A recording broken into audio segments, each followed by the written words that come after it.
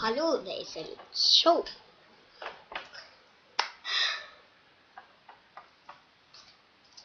Alle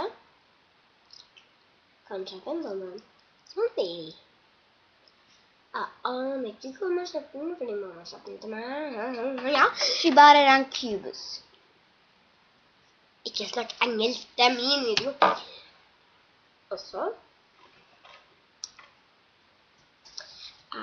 er kanskje nybegynner.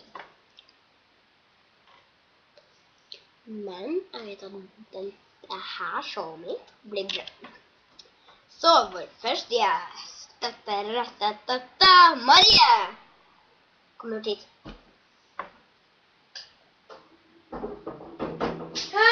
Greit, vår første gjest, gitaren min. Er jeg med? Jo. Jeg vil se meg.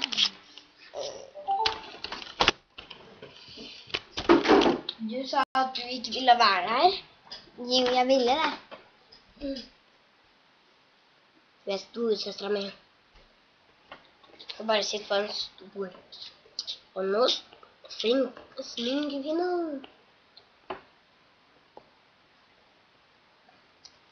Der.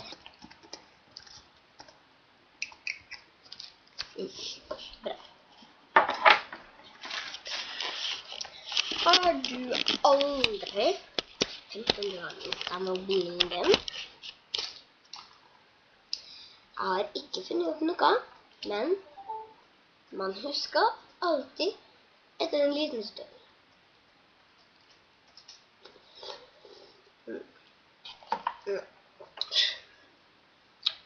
Akkurat som om at du aldri har hoppet på trampolina, så husker du det ikke, men du husker det etter hvert. Som at jeg husker at vi var på Pilbadet for noen dager siden. Ikke så gærlig, mann. Dagen før helga. Og så har jeg sluttet i første, så begynner jeg i andre. Ja, jeg er 6 år.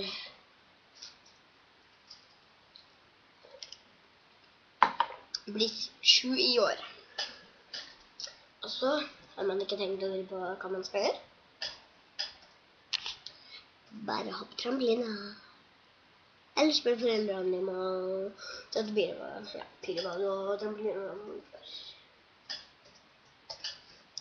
Goodbye!